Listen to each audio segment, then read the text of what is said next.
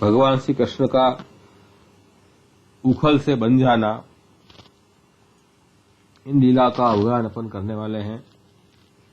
और ये जो अध्याय है 9वां अध्याय, इसमें 9वां अध्याय के अर्थ में श्री महाप्रभु जी जो आज्ञा कर रहे हैं वो भी अपन एक बार देख लें।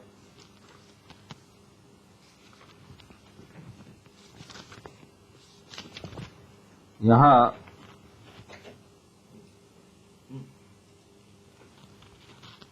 प्रभु ने उखल में तो बन तो गए, सभी को कथा तो मालूम ही है, प्रसिद्ध कथा है कि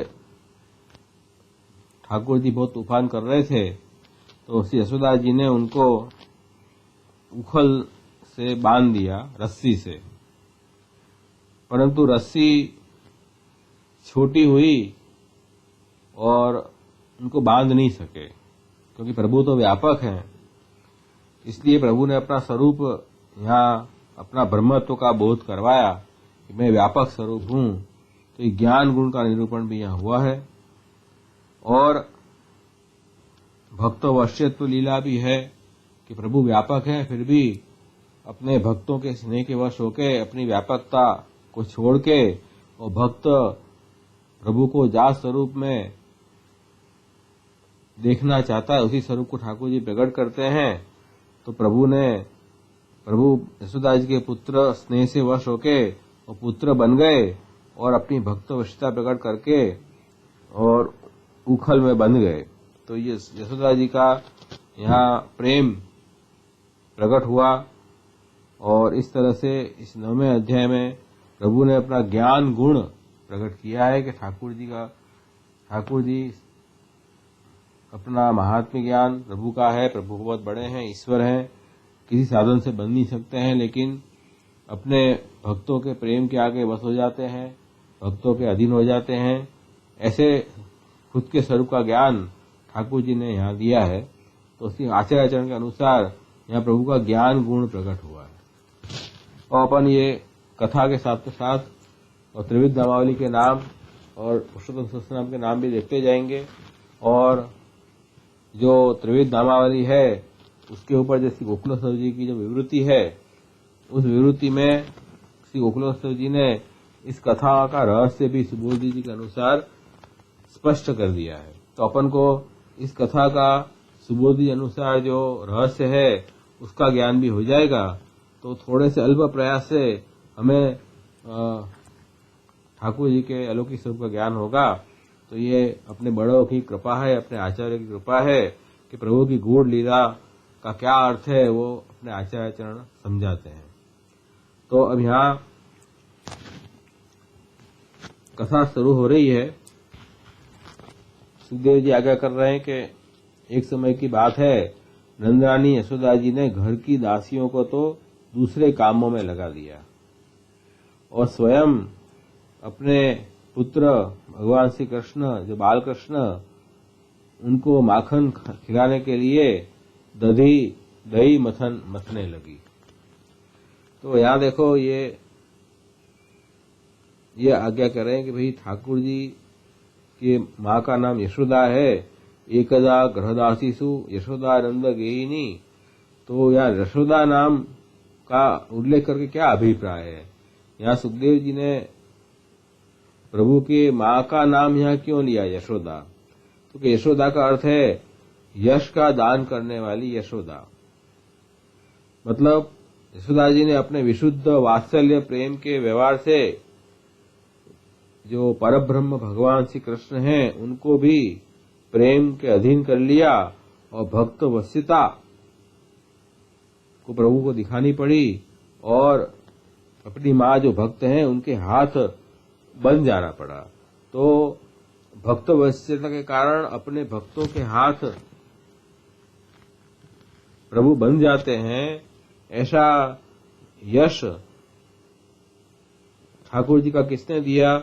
यशोदा जी ने।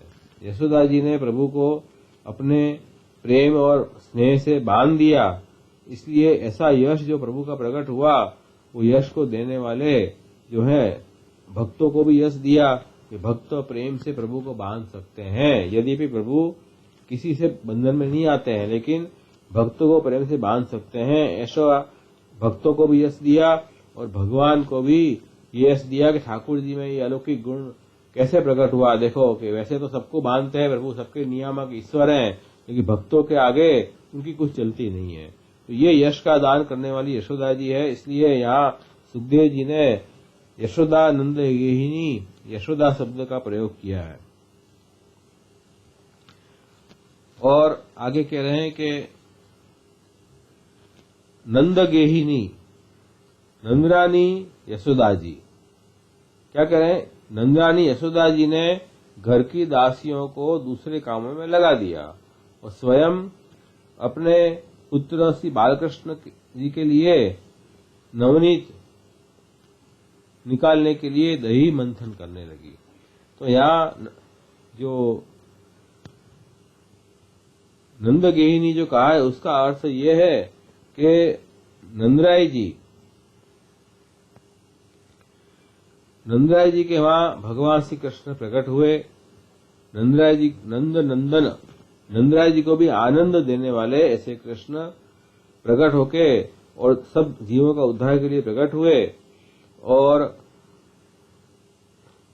मूल में ठाकुर जी जो प्रकट हुए हैं भक्तों का उद्धार करने के लिए, उसमें मूल कारण तो नंद बाबा ही हुए ना, कि नंद बाबा को आनंद देने के लिए प्रभु जगत में प्रकट हुए और नंद बाबा का निमित्त बनाकर प्रभु सभी भक्तों को आनंद का दान दे रहे हैं।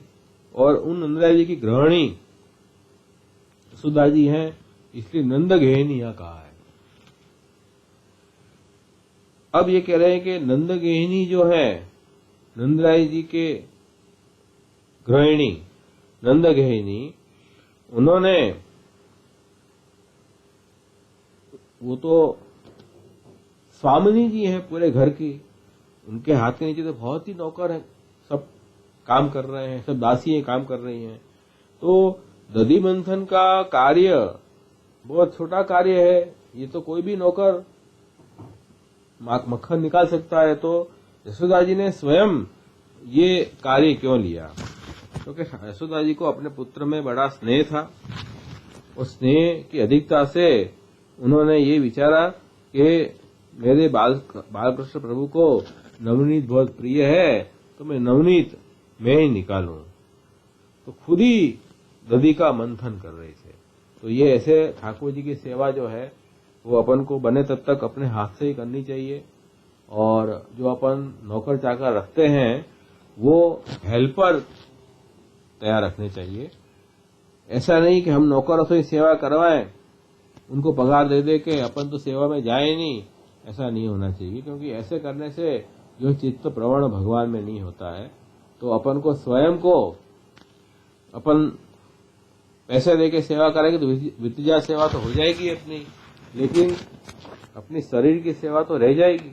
तो अपन समझे कि हम जो माखन ठाकुर जी को रोगाने के लिए 2 नौकर रख ले, वो माखन निकाल लेंगे, उनको अपन पैसा दे देंगे, तो उससे क्या होगा, हमारी सेवा तो गई। हमने जो ठाकुर जी को माखन सिद्ध करने की हमारी सेवा थी वो तो गई, तो उससे हमारा चित्त तो अन्य मनस्क रह जाएगा। हम तो पैसे देके जो अलग हो गए, नौकर करते रहेंगे सेवा, तो इससे मन प्रभु में लगेगा नहीं। तो चेतस्य प्रणम सेवा तत्सिद्धि तनु वित्तजा, ऐसे महाप्रभु जी आज्ञा करते हैं। तो चित्त की प्रवणता जो है कब होगी, तो अपने शरीर से भी सेवा करें और अपने धन से भी सेवा करें, तब धीरे धीरे चित्त प्रवण होता है।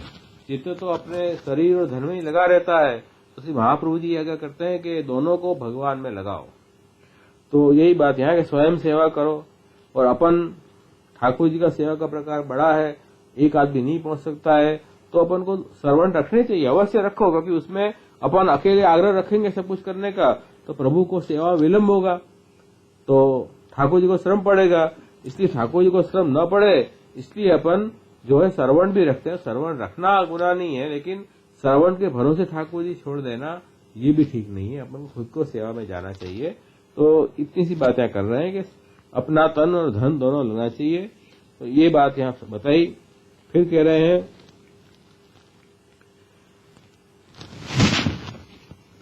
ठाकुर जी ने जो जो बाल लीला अभी तक की उन बाल लीलाओं का स्मरण करके और वो बाल लीलाओं को यशोदा जी गा रही थी, गाती जाती थी और दधि मंथन भी करती जाती थी। दधि मंथन के समय जो है वो प्रभु की लीलाओं का गान कर रही थी। तो ये देखो, ये भक्त का स्वरूप बताते, भक्त कैसा होता है कि शरीर से दधि मंथन रूप सेवा कर्म हो रहा है और मन में ठाकुर जी का स्मरण हो रहा है और वाणी से बाल चरित्र का गान कर रहे हैं। तो यहाँ मन, वाणी और काया तीनों जो हैं भक्त के अपने सेव्य स्वरूप की सेवा में लगे हुए हैं, तभी तो प्रेम आएगा। तो श्री महाप्रभु जी कह रहे हैं कि शास्त्रम अवगत्य मनोवाग देहि कृष्ण सेव्य। शास्त्र को समझ के हमें करना क्या है कि मन, वाणी और काया से भगवान कृष्ण की सेवा करनी है। तो यशोदा जी यहाँ मन, वाणी और काया से ठाकुर जी की सेवा कर रहे थे। तो उनका जो स्नेह है प्रभु के प्रति इस तरह सेवा के रूप में बाहर प्रकट हो रहा है। स्नेह जो है वो सेवा के रूप में बाहर प्रकट हो रहा है। तो यही बात यहाँ समझा रहे हैं। फिर आगे कह रहे हैं कि यशोदा जी अपने स्थूल कटिभाग में सूत से बांधकर रेशमी लहंगा पहने हुए थी। तो ये क्या है कि कस के जो है वो सूत से बांधा था रेशमी लहंगा। तो इसमें ही बताया है कि अपन को ठाकुर जी के कार्य में आलस्य से प्रवाह नहीं करना चाहिए, असावधानी नहीं रखनी चाहिए और सेवा में तैयार रहना चाहिए। तत्परता के साथ में ठाकुर जी की सेवा में हमें जुड़ना चाहिए, ये बात भी यहाँ कहा है। और रेशमी जो है वो पवित्र कपड़ा है, तो पवित्र अवस्था में प्रभु की सेवा करो, ये भी बात यहाँ समझाई है। और यशोदा जी के स्तन में से पुत्र स्नेह की अधिकता से दूध भी चुचरा रहा था। तो ये भी बता रहे हैं कि ठाकुर जी जो माता के हृदय का जो स्नेह है वो दूध रूप में बाहर प्रकट हुआ। तो दूध जो है वो स्नेह का स्वरूप है, इसलिए वो चुचवा रहा है, बाहर झांक रहा है। वो विचार रहे हैं कि ठाकुर जी दूध भी ये अलौकिक है, वो भी ये सोच रहा है कि कब ठाकुर जी मुझे पीवे, ये दूध की भी इच्छा है, ये लालसा है। तो इस तरह से यहाँ स्नेह का स्वरूप दूध है।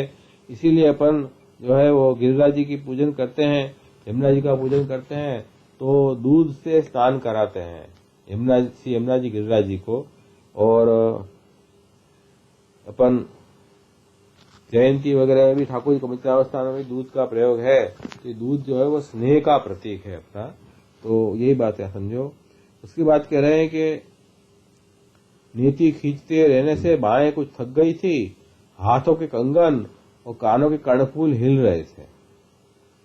तो ये भी सब अलौकिक है, क्योंकि ठाकुर जी अलौकिक स्वरूप है और उनकी माँ यशोदा जी भी अलौकिक हैं।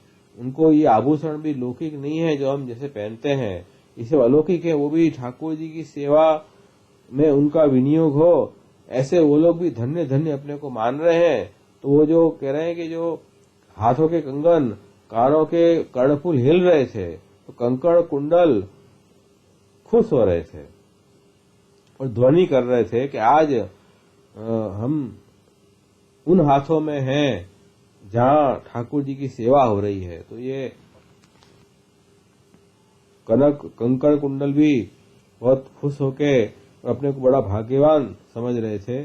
और कह रहे हैं कि कानों के कर्णफूल हिल रहे थे, कर्णफूल भी हिल रहे थे, क्योंकि वो दधी मसने में पूरा शरीर ही हिल रहा था, तो वो भी हिल रहे थे। तो वहां कह रहे हैं कि जैसे हाथ की धन्यता बताई कि हाथ भी ठाकुर जी की सेवा में लगा, तो हाथ वही हाथ धन्य है जो ठाकुर जी की सेवा करे, और कान भी वही धन्य है जो भगवान के गुणगान लीला को श्रवण करे।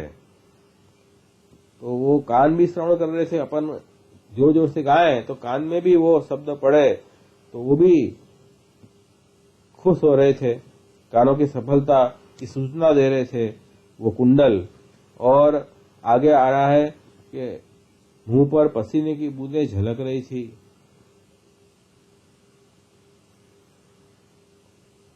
चोटी में गुथे हुए मालती के सुंदर पुष्प गिरते जा रहे थे और सुंदर भौं वाली यशोदा जी इस प्रकार दही मथ रही थी।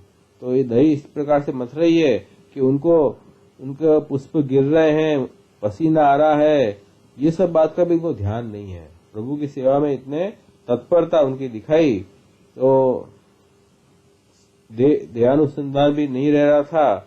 इस तरह से ये यशोदा जी के स्वरूप का यहाँ वर्णन किया है। उसके बाद यह कह रहे हैं कि उसी समय भगवान श्री कृष्ण स्तन पीने के लिए दधी मथती हुई अपनी माता के पास आए।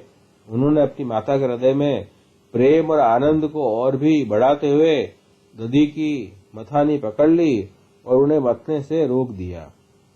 अब यहाँ अपन जो है वो थोड़ा ये त्रिविध नामावली का नाम भी अपन देखें और उसमें जो भाव बताए हैं।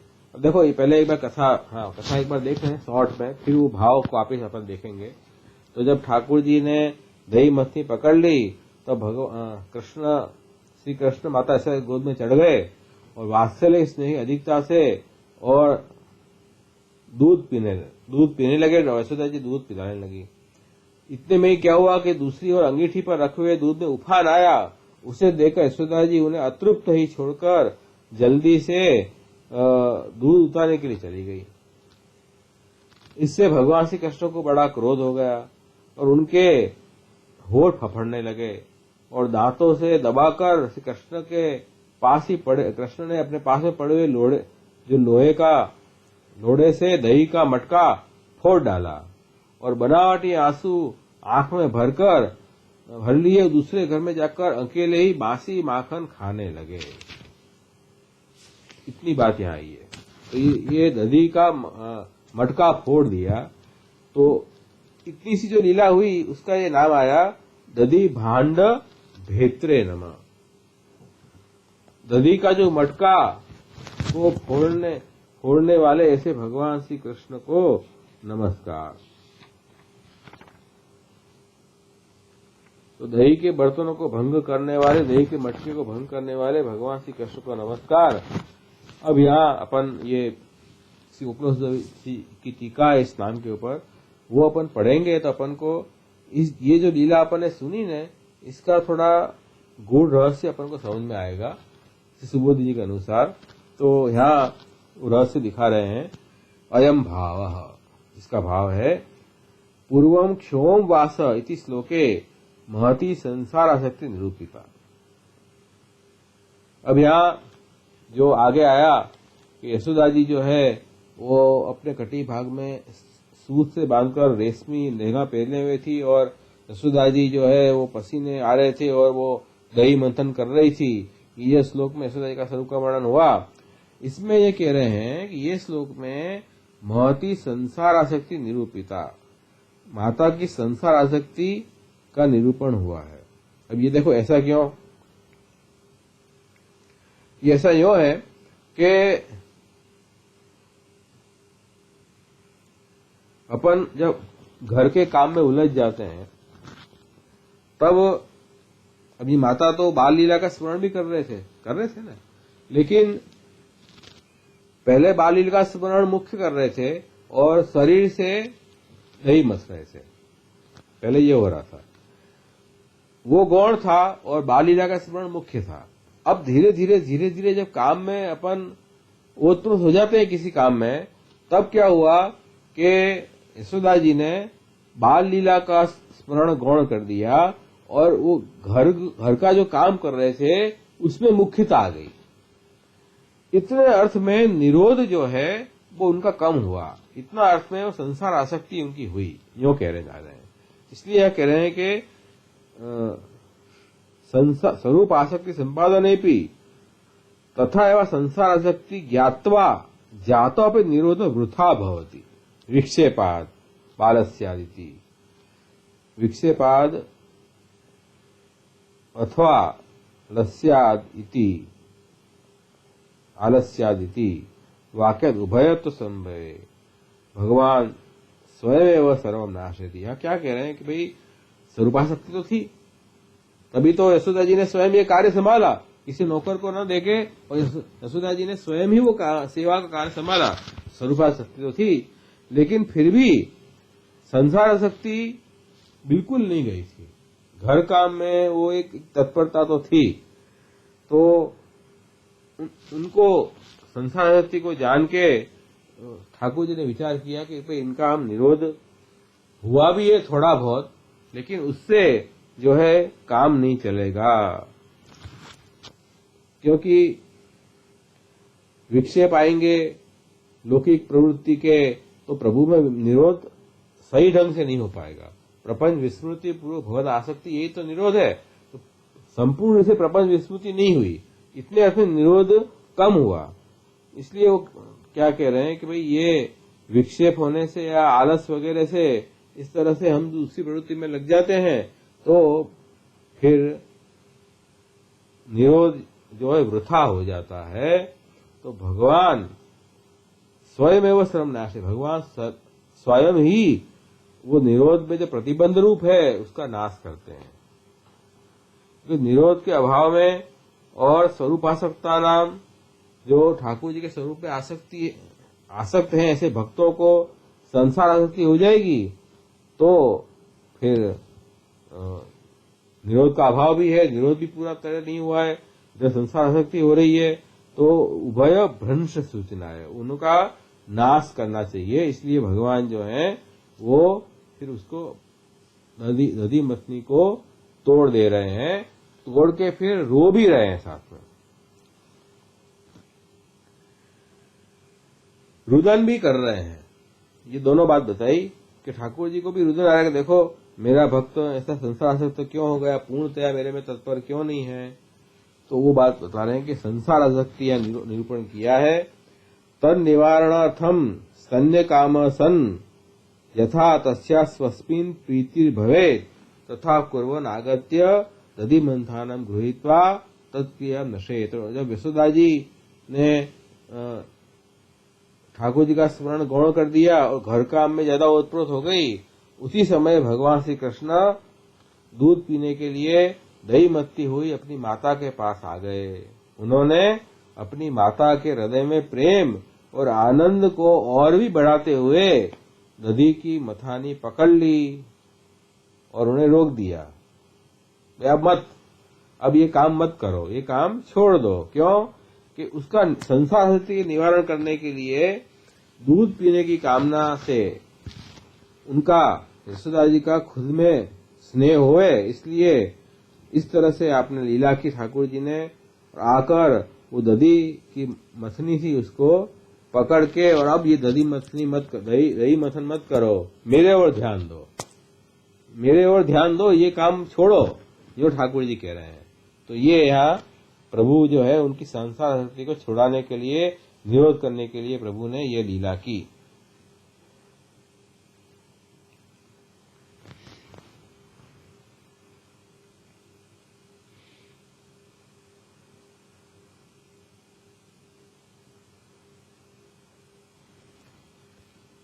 उसके बाद फिर कह रहे हैं कि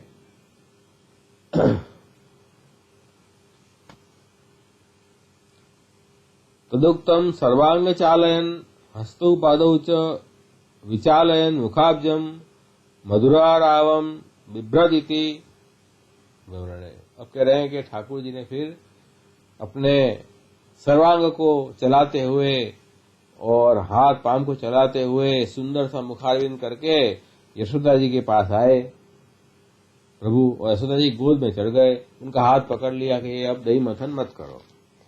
तो ये जो है ये ठाकुर जी ने अपने स्वरूप में उनका मन को निरोध करने के लिए ठाकुर जी ने ये लीलाएं की। तदा तु स्तनपान दशायाम सस्मित मुखारविंद लोकने निरोधेव स्थित। फिर जब ठाकुर जी को दूध पिला रहे थे यशोदा जी, उस वक्त ठाकुर जी के हंसते हुए मंद मंद मुस्कान युक्त जो ठाकुर जी का मुखारविंद यशोदा जी देखने लगे, और उनके देखने से उनका निरोध ही वहां हो गया। यशोदा जी का निरोध भगवान में हुआ। लेकिन पश्चात क्या हुआ, बाद में क्या हुआ कि उत्सित माने पयसी, तो अंगीठी पर जो दूध रखा हुआ था उसमें उफान आया। तब भगवान को छोड़कर, अतृप्त भगवान को छोड़कर यशोदा जी दूध उतारने के लिए चली गई। तत्रापि अतृप्तम इति भगवता कोप। इस बात से ठाकुर जी को क्रोध हो गया। क्यों क्रोध हुआ? कि जैसे यथा मथनम परित्यज्य मम अनुरोधम कृतवती तथा अधुना न कृतवती। कह रहे हैं कि भाई जैसे मैंने वो दही मंथन कर रही थी और मुझे भूख लगी थी तो मैंने वहां जाके पास में जाके और उनको वो काम से रोक दिया, तो यशोदा जी ने वो काम छोड़ दिया और मुझे दूध पिलाना शुरू किया। अब मुझे छोड़ के और दूध उतारने चली गई, मुझे छोड़ दिया। ये बात से उनको गुस्सा आया ठाकुर जी को कि इसका अभी इनका निरोध बराबर हुआ नहीं है। एतेन लौकिक अनुरोधम त्यक्त्वा भगवान सेव्यति सुचितम। इससे ये क्या बात समझ में आई कि लौकिक वस्तुओं को छोड़कर तो भगवान की सेवा करो। ठाकुर जी की सेवा समय अन्य मनस्क मत हो, अन्य लौकिक कार्य नहीं करना है, प्रभु की सेवा में मन को निरोध करके और प्रभु की सेवा करनी है। ये यहाँ समझाया जा रहा है। कई लोगों में देखा है कि मोबाइल पास में रखते हैं, बात भी करते जाते हैं, श्रृंगार भी करते जाते हैं ठाकुर जी की। मैंने खुद आंखों से देखा है, ऐसा कर रहे हैं लोग बाग। मुझे बड़ा आश्चर्य हुआ, इतने भगवदीय हैं ये और इतना सब समझते हैं, ग्रंथ अध्ययन करते हैं, सब करते हैं, लेकिन इनको ये कैसे बात समझ में नहीं आ रही कि प्रभु की जब सेवा करते हो तब ये सब चीजों से अपन को दूर रहना चाहिए। तो ये सब सीखने की बात है कि ठाकुर जी जो है इससे प्रसन्न नहीं होते हैं। अपन मन को निरोध करके एकाग्र मन से प्रभु की सेवा करें तो प्रभु का आनंद आवे, और उस वक्त अपन ठाकुर जी कीर्तन भी गाते गाते सेवा कर सकते हो, वो ज्यादा अच्छी बात है। तो कीर्तन का जो भाव है वो स्फुरायमान हो और सेवा में मन लगे। अपन को कीर्तन याद नहीं है तो अपन आजकल तो कीर्तन की जो पेन ड्राइव सीडी में भी कीर्तन मिल रहे हैं, उसको लगा दो, उसको सुनते रहो, उसका स्मरण करते करते ठाकुर जी की सेवा वगैरह करो, तो उससे अपन को प्रभु में मन रहेगा, लौकिक में नहीं रहेगा। तो जब ठाकुर जी ने देखा कि ये तो भाई इसको तो दूध ज्यादा प्यारा है, मुझे छोड़ के गया, तो ठाकुर जी को क्रोध आ गया। तो उन्होंने क्रोध से सबसे पहले तो वो लोहे से दही का मटका फोड़ डाला। तो वही कह रहे हैं कि अपन भी जब संसार आसक्ति में फंस जाते हैं तब ठाकुर जी क्या करते हैं कि लोक नष्ट करते हैं। लोकार्थी चे भजेत कृष्णम कृष्ण भवति सर्वथा कृष्णोपि भजेत कृष्णम लोको नश्यति सर्वथा। तो अपन कह रहे हैं कि ठाकुर जी का अपन लौकिक भाव से ठाकुर जी का सेवा शुरू करेंगे, लौकिक मनस होके, तो अपन को क्लेश होगा, न सेवा में मन लगेगा, न ठाकुर जी की प्रसन्नता प्राप्त होगी। इसलिए हमें क्या करना चाहिए कि ये लोकार्थी नहीं बनना चाहिए। लेकिन हम सेवा न छोड़ें, ऐसी स्थिति में भी कृष्ण होकर भी सेवा करें तो क्या होगा कि अपना लोक को नाश प्रभु कर देंगे। लोक नाश के दो तरीके हैं, एक तो जिस वस्तु में, जिस सांसारिक वस्तु में अपना मन लगाए उस वस्तु को ही प्रभु नष्ट कर दें, और दूसरा अपनी जो आसक्ति है उसके प्रति वो तभी दूर होगी जब वो वस्तु नष्ट हो जाएगी, तो अपने आप उसमें वैराग्य आ जाएगा। इसलिए ठाकुर जी क्या करते हैं, वो वस्तु को फोड़ डालते हैं। ठाकुर जी ने मटका ही फोड़ डाला, दधि भांड भेत्रे नमयति। तो तत्रापि तथा कोपेन तद भांडमेव भिन्नम दैत्य आविष्टत्वात् इति एतावद अभिप्राय सूचकम इदम नामक ज्ञेयम्। अब कह रहे हैं कि वो जो दधि भांड था उसमें दैत्य का आवेश था ना। क्यों कि यशोदा जी ने जो है वो ठाकुर जी में मनस्क मन न करके और घर में उसको छुपा दिया माखन को, तो दैत्य आविष्ट हुआ उसमें।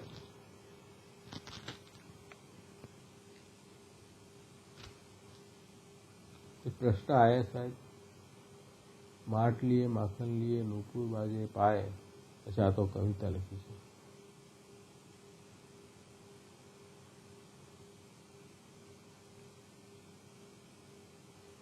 वॉइस नहीं आवतो, वॉइस नहीं आ रहा है।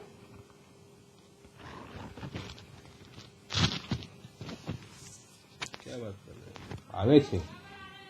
अच्छा अच्छा, ठीक है राइस નથી આવતું.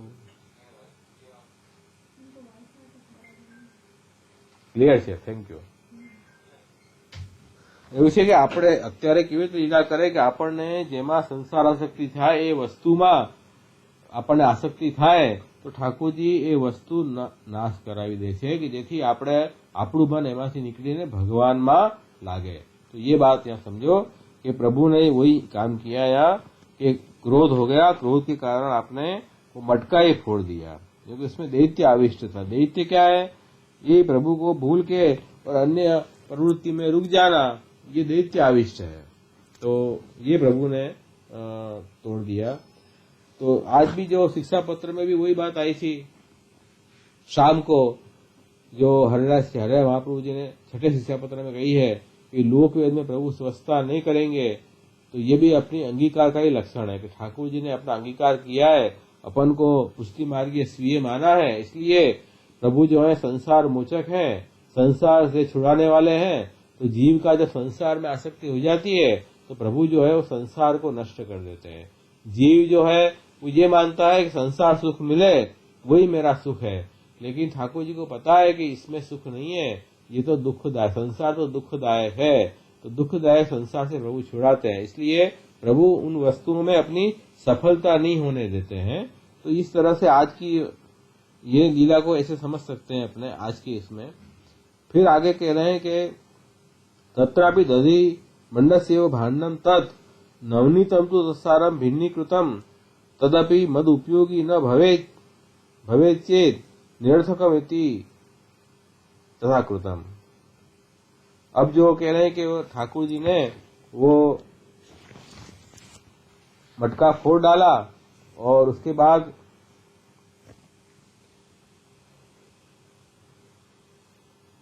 वो जो नवनीत था वो घर में अंदर गुप्त रखती थी ठाकुर जी से छिपा के, तो इसलिए प्रभु को वो पसंद नहीं आया और प्रभु ने वो नवनीत निकाल के और बंदरों को खिला दिया.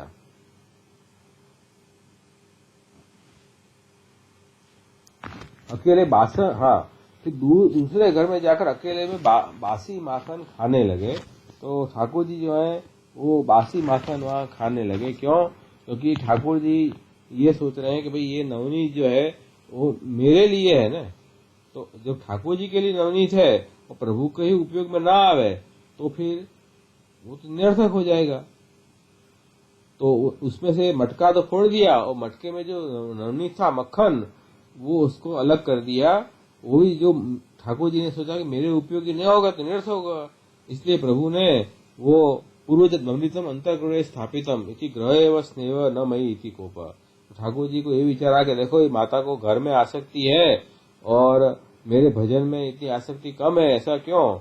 इसलिए प्रभु ने वो बासी मक्खन फिर खाने लगे यशोदा जी का मन का निरोध करने के लिए. तो इसलिए प्रभु ने जो मटका फोड़ दिया. तो ये इस तरह बता रहे हैं कि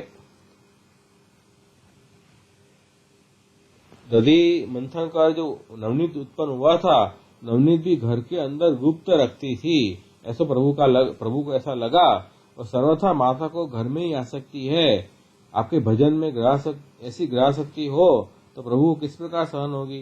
तो वही कह रहे हैं कि भाई ठाकुर जी के भजन में ऐसी ग्रहासक्ति होगी, संसार शक्ति ठाकुर जी को पसंद न आएगी, इसलिए प्रभु ने दधि का जो मटका था वो फोड़ दिया. तो अपन को ये बात बहुत कितनी यशोदा जी तो कितने ठाकुर जी का ध्यान रखते थे और कितना उनका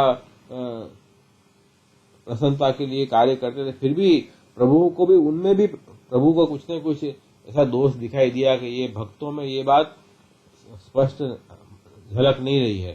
तो ठाकुर जी उनका पूर्णतः निरोध करने चाह रहे थे. इसलिए और अपन अपने दशा देखें तो अपनी दशा तो बहुत ही ज्यादा खराब है इस स्थिति में कि अपन को तो न ठाकुर जी के स्वरूप का भान है, न सेवा का भान है, और गांव भर का अहंकार और है कि हम तो इतनी सेवा करते हैं और प्रभु को कितना ही श्रम देते होंगे. तो ये तो सिर्फ महाप्रभु जी की कृपा है, दया है. तो प्रभु जो है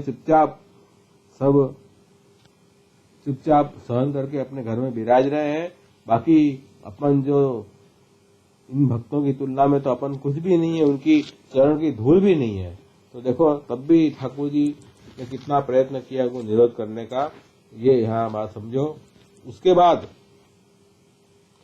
पश्चात पुनः अतृप्त उत्सृज्य ययौ इति प्रकट जात तथापि निरोध कर्तव्य इति स्नेहस्य स्वस्मिन् विनियोगश्चेत् तदा दोष निवर्तेत इति अंतर्गते गत्वा तस्नेह रूपम जगास इति सूचकम नाम आहु। फिर कह रहे हैं कि फिर अतृप्त प्रभु को छोड़ के गए, ये उनको प्रकट दोष वहां हुआ। ये दोष हुआ ना, तो ठाकुर जी अतृप्त थे, भूख लग रही थी और उनको छोड़ के वो दूध उफन रहा था उसको उतारने गए, तो निरोध तो करना चाहिए, निरोध कर्तव्य इति स्नेह से स्वस्मिन् विनियोगश्चेत्, स्नेह का विनियोग प्रभु में हो तभी वो दोष दूर होगा, नहीं तो कैसे होगा।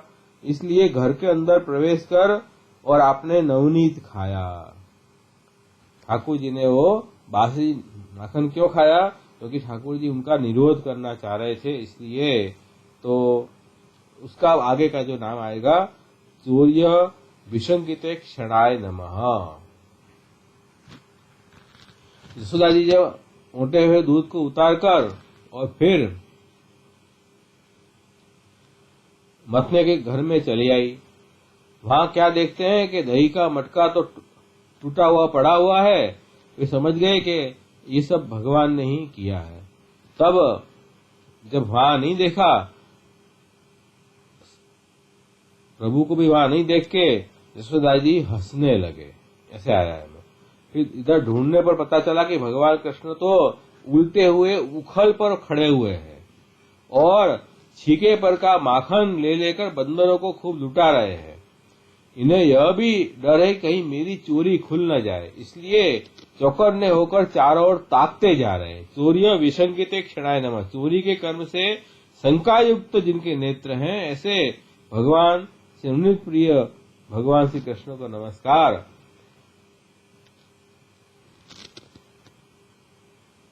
एक प्रश्न आयो, નિરોધનો મીનિંગ શું છે? નિરોધનો મતલબ છે જગતને ભૂલીને ભગવાનમાં આસક્ત થઈ જવું।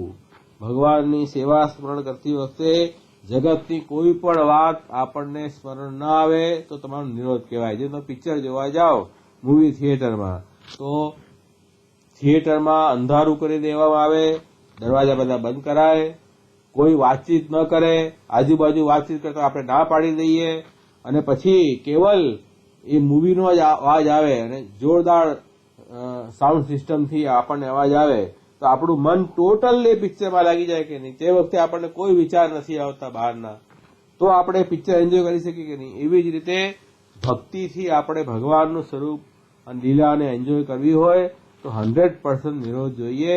એટલે આજુબાજુનું બધું ભૂલીને કેવલ એક ભગવાનમાં જ આપણે આસક્ત થઈ જઈએ, એનું નામ છે નિરોધ। એ નિરોધ જેટલું ઓછું એટલું ભગવદ લીલાનો અનુભવ આનંદ આપણને ન આવી શકે। આપણને સેવામાં જોઈએ એવો આનંદ કેમ નથી આવતો? કેમ કે આપણું સંસાર આસક્તિ આપણને ઘણી બધી છે। એના કારણે શું થાય છે કે આપણે ભગવાનને યાદ કરવા સામે ઠાકોરજીની સામે બેઠા હોઈએ તો આપણે દુનિયા યાદ આવે, ઠાકોરજીનું સ્વરૂપ કેવી રીતે મજા લઈ શકશો? इसलिए भगवान कह रहे हैं कि भगवान को भक्तों का निरोध करने के लिए इतना परिश्रम करना पड़ा कि ठाकुर जी ने ऐसी ऐसी बाल लीलाएं की कि जिससे भक्तों का मन प्रभु में निरोध हो। समझ में आई बात? दर्शनाबेन पटेल, તમારો પ્રશ્ન છે ને, સમજાઈ ગયો? हाँ, yes, very good, thank you. तो यशोदा जी हंसने लगी, तब देखा तो ठाकुर जी तो उल्टे हुए उखर पर खड़े हुए हैं और छीके पर से माखन लेकर बंदरों को खूब लुटा रहे हैं और साथ में उनको डर भी है कि मेरी ये चोरी न खुल जाए। मैंने मटका फोड़ डाला है, माखन खा लिया है, बाकी का जो छीके का माखन है बंदरों को खिला रहे हैं। तो ये डर था कि मैंने चोरी की है, ये अभी मैं पकड़ा जाऊंगा। इसलिए उनकी आंखें चारे बाजू देख रही है। चोरिया विशंकित क्षणाय, चोरी से शंकित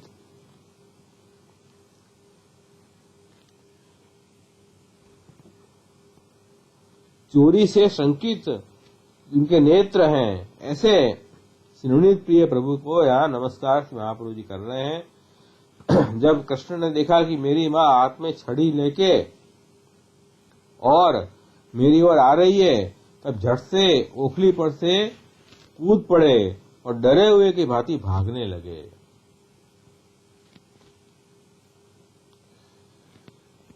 अब कह रहे हैं सुखदेव जी यहां आज्ञा कर रहे हैं कि વાત્સલ્ય એટલે શું? પ્રશ્ન આવ્યો નવો, વાત્સલ્ય એટલે શું? અરે વાત્સલ્ય ખબર નથી તમને? બાળક પર આપણને જે પ્રેમ થાય ને એને વાત્સલ્ય કહેવાય. વત્સ એટલે બાળક. બાળકોમાં આપણને એક સ્વાભાવિક પ્રેમ થાય. ભલે આપણો છોકરો ન હોય તો બાળકને જોઈને આપણને પ્રેમ ઉભરાય, એ જ વાત્સલ્ય છે. સમજ્યા ને? तो परीक्षित राजा को सुखदेव जी ये कह रहे हैं कि योगी जो है अपने तपस्या के द्वारा मन को अत्यंत सूक्ष्म शुद्ध बनाकर भी भगवान में प्रवेश नहीं करा पाते हैं. प्राप्त करने की बात तो बहुत दूर है, लेकिन ऐसे भगवान के पीछे पीछे उनको पकड़ने के लिए यशोदा जी दौड़ रहे हैं. देखो कैसी बात. जो भगवान किसी के हाथ में नहीं आते हैं उनको पकड़ने के लिए यशोदा जी भाग रहे हैं.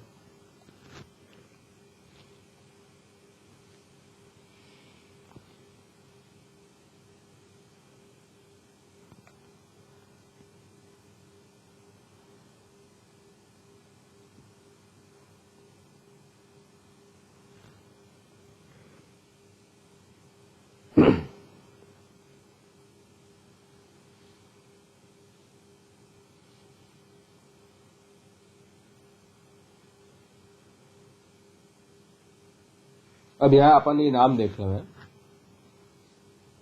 चोर्येण विशंकितम ईक्षणम यस्य. चोरी के द्वारा संकित जो आंख चक्षु हैं जिनके, ऐसे श्री नवनीत प्रिया जी, लोक दृष्टिया चोरियम भगवता कृतम. હવે જો આપણને શું લાગે છે? अपन सबको यही लग रहा है कि ठाकुर जी ने चोरी की है. लोक दृष्टि में तो यही प्रसिद्ध है, यही दिख रहा है, लेकिन वास्तविकता क्या है? कुछ अलग है. वो समझा रहे हैं, वस्तुतः मातृचरण ही एवं तत्कृतम. वास्तव में तो मातृचरण से यशोदा जी ने चोरी की है.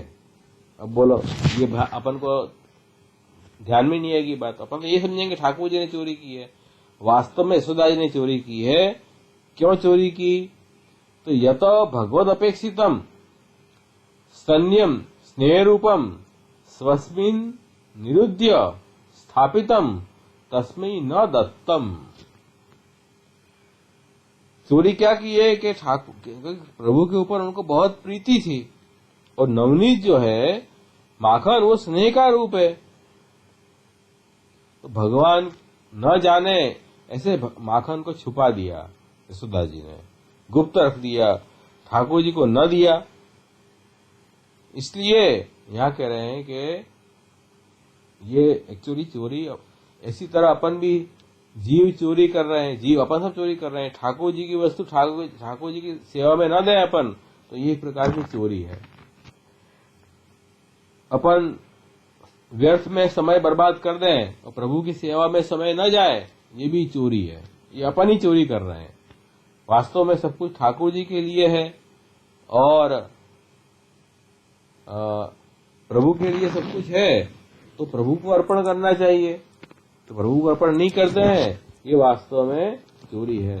तो ये यहाँ जो बता रहे हैं कि दैत्य आविष्ट हुआ, वो मटके में दैत्य आविष्ट क्यों हुआ? क्योंकि वो यहाँ कहा ना कि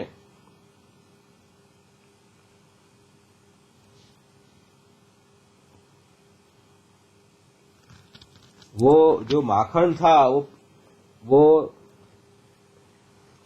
ठाकुर जी में न देके और आपने प्रभु से छुपा के रखा माखन, तो ऐसा भाव क्यों आया? तो कि वो भांड में दैत्य का आवेश यही है कि अपने में ये आसुर आवेश ये आया कि ठाकुर जी की सेवा में हम विनियोग नहीं करना चाह रहे हैं, यही आसुर आवेश है. तो सब कुछ ठाकुर जी को अर्पण करो प्रभु की सेवा में. महाप्रभु जी आगे करें, निवेदी भी समर्पी व सर्वम कुर्यादिति स्थिति, सब कुछ ठाकुर जी में अर्पण करना, ये बात है। तो ठाकुर जी को अब अपन छुपा लेंगे, ठाकुर जी का अर्पण नहीं करेंगे, इतनी चोरी तो है ही। तो वही यहाँ समझा रहे हैं। तो ऐसा मत करो, प्रभु में से अर्पण करके व्यर्थ की क्रिया छोड़ो। अपन व्यर्थ का जो काम करते हैं, सेवा में उपयोगी नहीं है, वो भी एक प्रकार से ब्रह्म संबंधी जीव है, तो चोरी तो है ही वो। तो यही दैत्य का आवेश था, ये आसुर आवेश है, यही अपने में। तो ठाकुर जी ने मटका फोड़ के और आसुर आवेश दूर किया।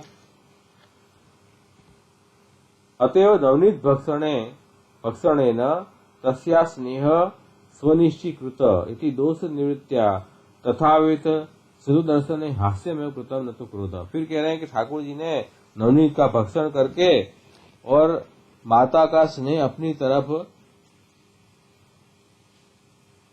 मोड़ दिया। इससे क्या हुआ कि माता के दोष की निवृत्ति हुई, और दोष की निवृत्ति होने से फिर उनको जो उल्टे उखल पे चढ़े हुए भगवान कृष्ण को देखा तो उनको जो है वो हंसी आ गई। यशोदा जी को हंसी आई, उनको वहां पर क्रोध नहीं आया। तो प्रभु के पास क्रोध नहीं आया, हंसी आई, ये बड़ी बात है ना। ये इतने दोष की निवृत्ति प्रभु ने कर दी। अतएव यस स्व अनहरम तन मर्कटाय दत्तम दैत्य आविष्टम किमपि न स्थापित विति भाव। वही कह रहे हैं कि जो प्रभु के भाव से नहीं लाए थे, वो ठाकुर जी ने बंदरों को खिला दिया। क्योंकि तामस आवेश के साथ था, जो अपने भोग के लिए अपन करते हैं वो ठाकुर जी नहीं रोकते हैं। इसलिए महाप्रभु जी ने क्या कहा, साम्य भुक्त समर्पण नहीं करना चाहिए। देवादिदेव भगवान श्री कृष्ण को साम्य भुक्त अर्पण नहीं करना चाहिए। अपन ने जो भुक्त कर लिया ठाकुर जी को, या अपने भाव से लेके आवे जो वस्तु को, फिर वो वस्तु में चित्त दोष तो आई गया ना अपना। तो केवल ठाकुर जी के लिए ही है ऐसा भाव। जब से वस्तु अपन बाजार में से लेके आवे और जब तक ठाकुर जी न रोक लें तब तक प्रभु के लिए ही रखना। और भोग सरने के बाद भी अभी भगवत प्रसाद हमको मिलेगा, ऐसे भाव से प्रसाद लेना, न कि स्वाद के भाव से। ये सब बात है। इसलिए यहाँ कह रहे हैं कि ये दैत्य आविष्ट जो था, इसलिए उन्होंने मरकट बंदरों को खिला दिया। लेकिन एवं दोष दूरी करने भी सर्वात्मना दोष निवृत्ति न जाता। इस तरह से दोष दूर किया, लेकिन सब तरह से दोष निवृत्त नहीं हुआ। इति लोकदृष्टया पुत्र या शिक्षण रूप कर्म कर्तव्यम तत्सर्वम कृति। इसलिए लोग उन्होंने क्या हुआ, लकड़ी लेके उनके पीछे पीछे दौड़े। तो अगर दोष पूरी तरह दूर हो गया होता तो ठाकुर जी को पकड़ने की लकड़ी लेकर नहीं दौड़ते। तो ये कह रहे हैं कि ये कार्य किया तो अभी दोष थोड़ा बाकी रहा है। और फिर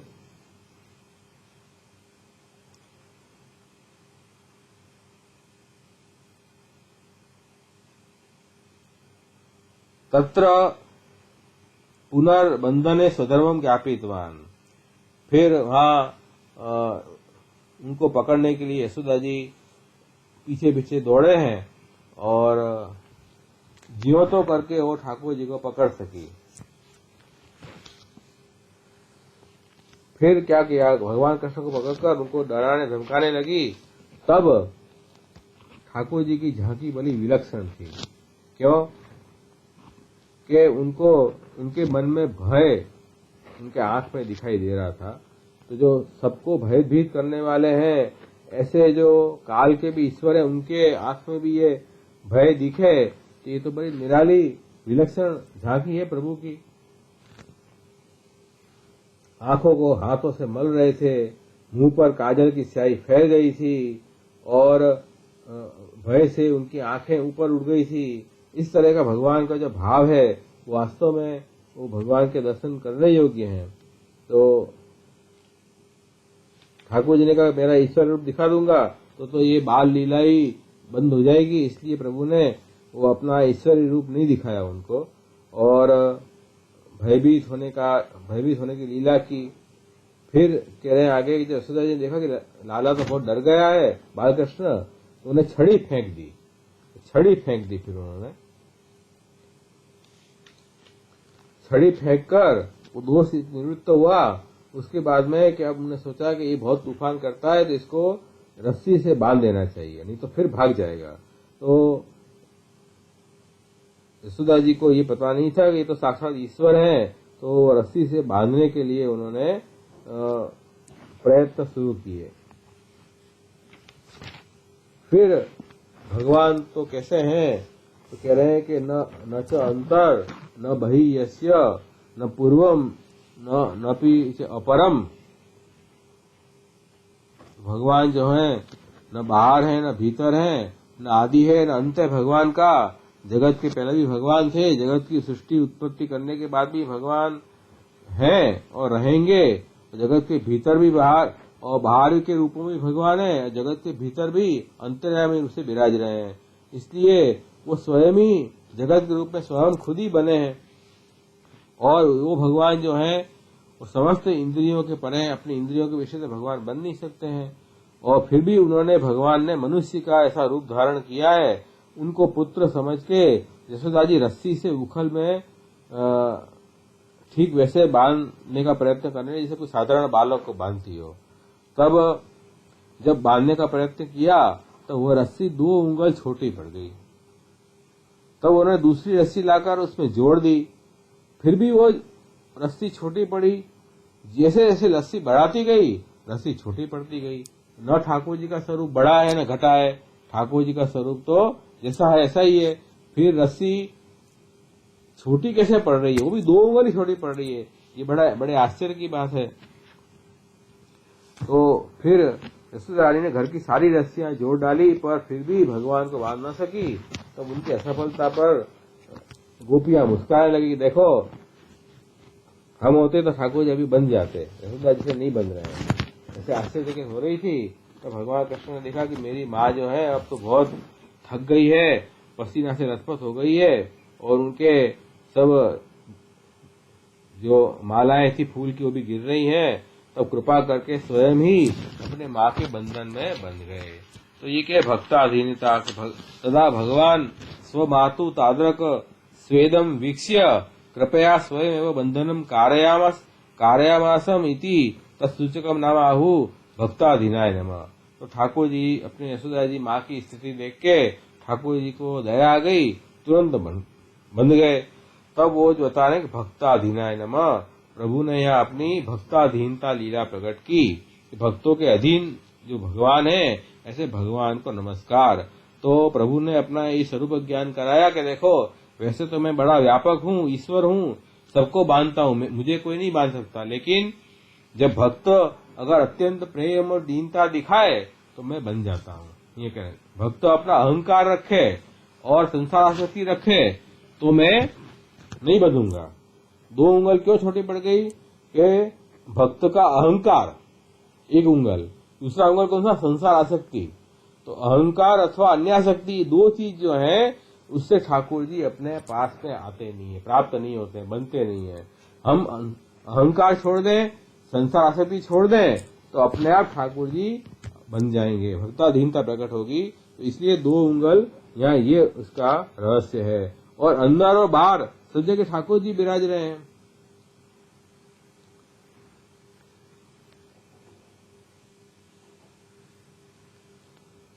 तो ठाकुर सब जगह अंदर बाहर ठाकुर जी विराज रहे हैं। उन प्रभु को हम कैसे मान सकते हैं जो अंदर भी है, जो जगत के बाहर भी है, जगत के अंदर भी है, उनको अपन नहीं बांध सकते। इसलिए यहाँ 2 अंगुल का ये भाव भी है कि जगत के अंदर और बाहर जो स्वरूप विराज रहे हैं दोनों जगह उनको अपन नहीं बांध सकते हो। 2 उंगल कमती पड़ गई।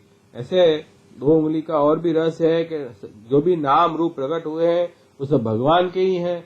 भगवान का कोई एक फिक्स नाम या रूप तो है नहीं को अपन बांध लें। इसलिए अपन यो सोचे कि ठाकुर जी का ये रूप है, ये नाम है, चलो बांध लो, तो हम नहीं बांध सकते, 2 उंगल कमती पड़ जाएगी। इस तरह से अलग अलग भाव इस 2 उंगल के बताए हैं। अपने यहाँ तो मुख्य ये है कि ठाकुर जी के शरणागत हो जाओ, प्रभु के समर्पित हो जाओ। शरणागत होने से अपना अहंकार झुक जाए प्रभु में, और समर्पित होने से अपनी आसक्ति दूर हो जाए, संसार आसक्ति, और ठाकुर जी में सब कुछ अपना मन लग जाए, आसक्ति हो जाए। ये समर्पण का भाव है। तो इससे वो ठाकुर जी बन जाएंगे, फिर 2 उंगल कमती न होगी। तो ये इस करके भक्ताधीनाय आपने प्रकट किया। और कैसे प्रकट किया? तो भक्तस्य तदेव कीर्तिकरम जातम इति सूचकरम आहु, कि ठाकुर जी ने अपना ये जो लीला का नाम प्रकट किया है दामोदराय नमः। तो दामोदर मतलब दाम मतलब रस्सी, उदर मतलब पेट, तो रस्सी जिनके उदर में है ऐसे दामोदर भगवान को नमस्कार। तो यही आगे आज्ञा कर रहे हैं कि भगवान श्री कृष्ण तो परम स्वतंत्र है, ब्रह्मा इंद्र आदि संपूर्ण जगत उनके वश में है, फिर भी इस प्रकार बनकर उन्होंने यही दिखाया कि मैं अपने प्रेमी भक्तों के वश में हूँ, भक्ताधीनाय नमः। तो यही आप बात कर रहे हैं कि यशोदा जी जो है उन्होंने जो कृपा प्रसाद भगवान से प्राप्त किया वैसी कृपा ब्रह्मा जी तो पुत्र है भगवान के, उन्होंने प्राप्त न की। शंकर भगवान तो भगवान की आत्मा है, फिर भी उन्होंने वैसी कृपा प्राप्त नहीं की। और स्वयं वक्षस्थल विराजमान जो लक्ष्मी जी अर्धांगिनी, वो भी वो कृपा प्राप्त न कर सके। तो ये जो कृपा पात्र यशोदा जी को बोला है, वो तो यशोदा जी को ये भगवान की विशेष कृपा का फल प्राप्त हुआ है। यह दिखा रहे हैं कि भक्ति ऐसी चीज है कि भक्ति से सब कुछ प्राप्त हो सकता है, केवल ज्ञान से सब कुछ प्राप्त नहीं हो सकता। तो ये इसीलिए यहाँ कह रहे हैं कि नायम सुखप भगवान देही नाम गोपिका सुतो ज्ञानी नाम से चात्म भूतानाम यथा भक्ति मतामी ह, कि ये गोपिका नंदन जो भगवान श्री कृष्ण है वो अनन्य जो प्रेमी भगवान के भक्त है उनके लिए तो बहुत सुलभ है, लेकिन जो देहाभिमानी कर्मकांडी तपस्वी ज्ञानी अपने साधनों में लगे हुए हैं उनके लिए तो वो बहुत दुर्लभ है। ऐसे भगवान श्री कृष्ण हैं। तो इसके बाद फिर नंदरानी अपने घर के काम में उलझ गई और उखल में बंधे भगवान धीरे धीरे वो अर्जुन के दो वृक्ष थे, उनको मुक्ति देनी थी, इसलिए ठाकुर जी उनके पास पधार रहे हैं। वो जो अर्जुन के वृक्ष थे वो पूर्व जन्म में यक्षराज कुबेर के पुत्र थे और नारद जी के श्रापवश वो अर्जुन वृक्ष बन गए थे। उनके नाम थे नल कुबेर मणिग्रीव। उनके पास धन सौंदर्य ऐश्वर्य बहुत बहुत पूर्ण रूप से था, लेकिन उनका घमंड बहुत था। देवर्षि नारद जी ने उनका घमंड दूर करने के लिए उन्हें श्राप दे दिया, ये वृक्ष हो गए। इस तरह से ये अध्याय यहाँ समाप्त हो रहा है। और अभी पुरुषोत्तम सहस्त्र के नाम भी अपन देख रहे हैं, थोड़ा सा 10 मिनट टाइम और लगेगा।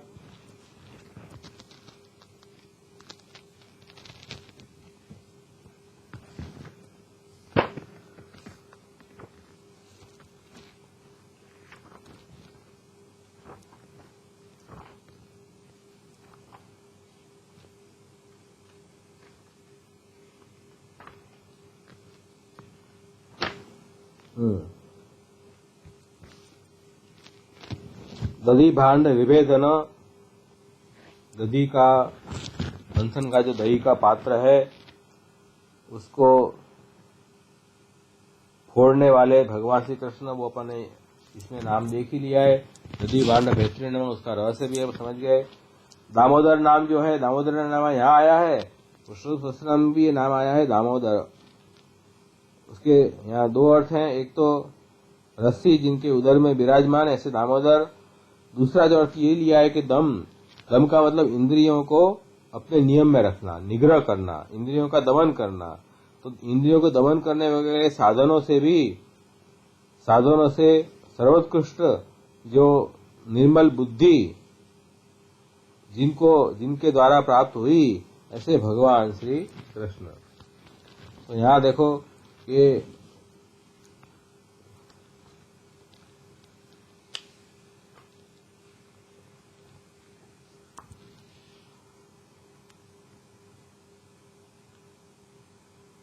दमादि साधनेन उदरा उत्कृष्टा या मति तया गम्यत। तो अपन जब अपनी इंद्रियों को नियम में रखेंगे, उनका और भी साधन जो सत्कर्म बताए हैं शास्त्र में, यज्ञ यागादि तप दान वगैरह, उससे अपनी बुद्धि अंतःकरण शुद्ध होगी। तो यहाँ दाम और फिर कह रहे हैं कि दमादि साधन है ना, दमादि साधन के द्वारा उदरा, उदरा मतलब उत्कृष्ट जो बुद्धि है, ऐसी बुद्धि के द्वारा प्राप्त होते हैं ऐसे भगवान श्री कृष्ण। तो अपना अंतःकरण निर्मल हो, निर्मल अंतःकरण होगा तभी ठाकुर जी प्राप्त होंगे। अपने हृदय में अशुद्धि भरी हुई है, लौकिक आसक्ति भरी हुई है, अहंकार भरा हुआ है, तो ठाकुर जी की प्राप्ति कभी नहीं हो सकती। इसलिए ठाकुर जी कैसे हैं? दामोदर है। दामोदर का मतलब एक तो ये अर्थ किया कि इंद्रियों आदि के दमन करने से जो श्रेष्ठ अपना अंतःकरण हो गया है उससे प्राप्त भगवान श्री कृष्ण, और एक जो लीला का अर्थ है कि रस्सी जिनकी उदर पे बंधी हुई है ऐसे भगवान श्री कृष्ण। तो ये दोनों नाम अपन ने लीला भी देख ली इनके, अपन को यही समझना है कि ठाकुर जी की प्राप्ति जो है कर्तव्य उपदेश यही है दामोदर से कि ठाकुर जी जो है केवल प्रेम से ही बन सकते हैं, दूसरे कोई साधन से भगवान की प्राप्ति नहीं हो सकती है। अन्य साधन का भी फल यही है कि हमारा अंतःकरण शुद्ध हो और भगवत ज्ञान हृदय में दृढ़ हो और ठाकुर जी का प्रेम प्रकट हो, यही उसका अर्थ है। उत्कृष्ट बुद्धि, श्रेष्ठ, बेस्ट, उत्कृष्ट बेस्ट बुद्धि है अपनी जो मन है, बुद्धि है, अपना चित्त है वो शुद्ध हो जाए, बेस्ट हो जाए। तो वही कह रहे हैं कि यहाँ दामोदर जो है वो प्रभु, ऐसे दामोदर प्रभु है। तो अपन को ये ध्यान है कि हाँ, इसमें पुस्तक श्लोक 165 नंबर का श्लोक है, उसमें ये नाम है दधि भांड विभेदन और दामोदर, ये दोनों नाम दिए हैं। तो ब्रह्मांड पुराण में भी दामोदर नाम समझाया है कि तस्य मध्यम गतबद्धम दामना गाढ़म तथा उदरे ततस्य दामोदरताम जयौ दाम बंधनात्। भगवान श्री कृष्ण जो हैं उनके मध्य भाग में बंधन होने से उदर में वो डोरी का बंधन लागू होने से आपको दामोदर कहा है। तो ये दामोदर नाम कैसे ठाकुर जी का पड़ा कि ये जो लीला आपने की भक्ताधीनता की लीला, इससे आपका नाम दामोदर पड़ा। इसलिए दामोदर नाम से हमें दो कर्तव्य स्पष्ट हो रहे हैं कि हमको लौकिक आसक्ति छोड़नी है, अहंकार छोड़ना है, प्रभु में प्रेम प्रकट होगा तभी प्रभु अपन को प्राप्त होंगे, अन्यथा ठाकुर जी तो अपने से बहुत दूर है। तो ये दामोदर लीला, और इसमें आपने अपनी भक्त वशीता प्रकट की, इसलिए तुरंत वो नाम आया कि दामोदर के बाद में नाम आया भक्तवश्य, भक्तों के अधीन रहने वाले भगवान श्री कृष्ण। तो भगवान जब हैं रस्सी से बंधे नहीं, तब यशोदा जी ने उनकी शरणागति स्वीकार की ठाकुर जी की, और पुत्र प्रेम भी उनको प्रकट हुआ, तो तुरंत ही जो है यशोदा जी के वश हो गए। तो भगवान ने ये ज्ञान अपने स्वरूप का दिया कि मेरा स्वरूप ऐसा है, कोई साधन से अहंकार से वह प्राप्त नहीं हो सकता, केवल दीनता और प्रेम से ही मेरी प्राप्ति हो सकती है। दीनता और प्रेम नहीं है तो 2 उंगल में छोटा पड़ जाऊंगा, ये बात बताई। इस तरह ये पुरुषोत्तम सहस्त्रनाम और त्रिविध नामावली दोनों के नाम भी देख लिए अपन ने, और पूरी लीला भी अपन ने देख ली, और अध्याय का अर्थ भी अपन समझ गए कि ज्ञान गुण ठाकुर जी प्रकट किया, ठाकुर जी का स्वरूप ज्ञान आपने यशोदा जी को बता दिया। इस तरह से आज का अपना सेशन यहीं पर पूरा करें, समापन करें। थोड़ा समय भी ऊपर हो गया है, तो और भी कोई प्रश्न हो तो जरूर पूछ लो, तो अपन यहीं आज का रखें क्रम। है कोई प्रश्न अब आगे? चलो, थैंक यू वेरी मच। तो ठाकुर जी की सुंदर लीलाएं, दामोदर लीला बहुत रहस्य है भरा हुआ है इस लीला में। जीव को भी कितने सावधानी से और चित्त को विरोध करते हुए सेवा करनी चाहिए, प्रभु का सर्व का विचार करना चाहिए, प्रभु की प्रसन्नता का विचार करना चाहिए, ये सब बातें अपन ने यहाँ देखी हो इसमें। तो ये बहुत ही अहंकार छोड़ना चाहिए, प्रभु को समर्पित होना चाहिए, तभी ठाकुर जी की प्राप्ति होगी। तो ये लीला से अपन को ये सब ज्ञान मिल रहा है प्रभु के स्वरूप का। तो आज का सत्संग यही समापन करते हैं, कल फिर मिलेंगे। दृढ़ चरण केरो भरोसो, दृढ़ चरण केरो, श्री वल्लभ नख चंद्र छटा बिन, सब जग माज अंधेरो भरोसो। दृढ़ न चरण न केरो, साधन और नैया कली में, जासु होय निवेरो। सूर कहा कहे द्विविध आंधरो, बिना मूल को चेरो भरोसो, दृढ़ न चरण न केरो।